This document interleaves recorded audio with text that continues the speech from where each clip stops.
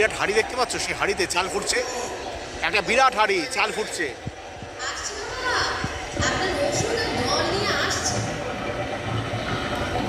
অসংখ্য প্রদীপ রয়েছে, খুব সুন্দর একটা, দেখো এখানে একটা ওভারব্রিজ টাইপের তৈরি করা হয়েছে, দেখতে পেয়েছো? এবং কোথায় কিভাবে যেতে হবে ইনস্ট্রাকশন দেওয়া রয়েছে, ল্যাম্প পোস্ট রয়েছে। এই দেখো ওভারব্রিজ, এই দেখো বাড়িগুলোকে দেখতে পাচ্ছি, অর্থাৎ বড় বড় বাড়িগুলো।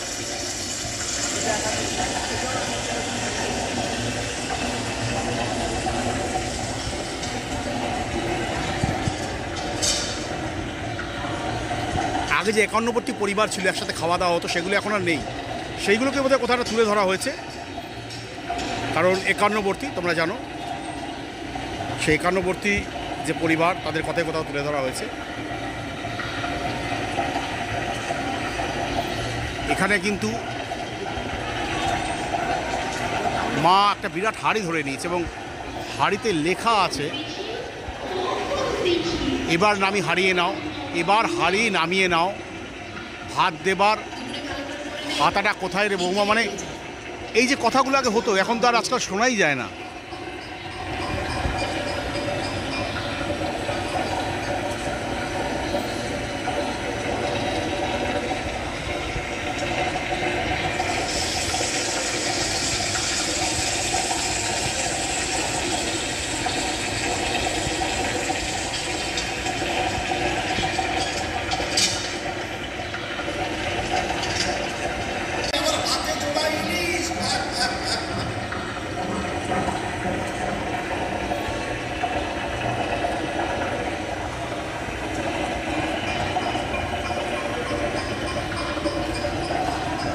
এখানে যে কথাগুলো আছে সেগুলো একটু দেখো, নিজেদের সুখ নিয়ে কারাকারি নাই, যৌথ পরিবারে সমান সবাই।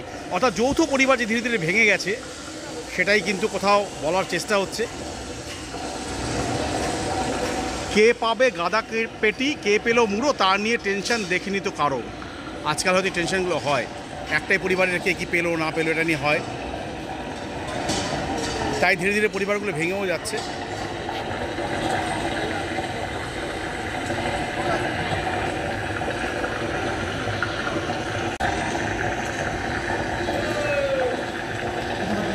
আগেরবারের মতো শুক্তো, এবারে শুক্তোয় বড়ি দিয়েছি, সেটা আশা করি ভালোই।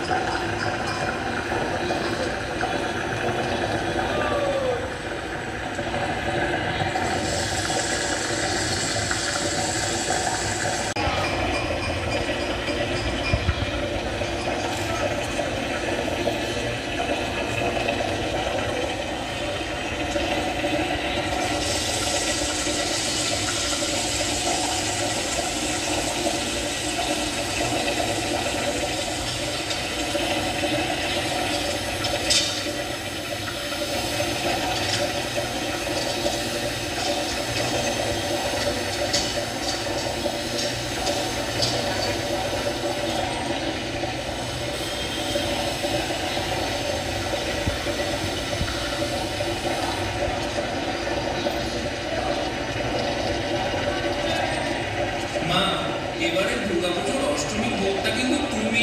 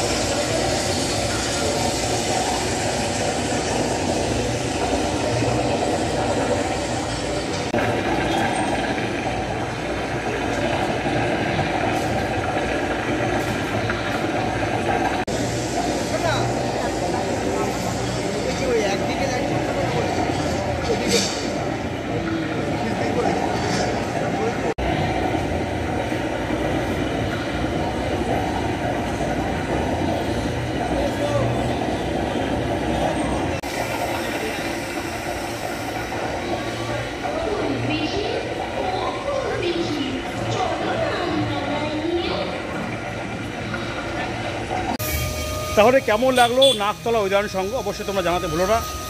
বাইরে ঝিরিঝিরি বৃষ্টি পড়ছে, আমি যতটা পারলাম তোমাদেরকে দেখানোর চেষ্টা করলাম। তাহলে এই মুহূর্তে আমি বিদায় নিচ্ছি নাকতলা উদয়ন সংঘের যে প্রাঙ্গণ সেখান থেকে। তোমার সাথে দেখা হবে আবার নতুন একটা ভিডিও নিয়ে।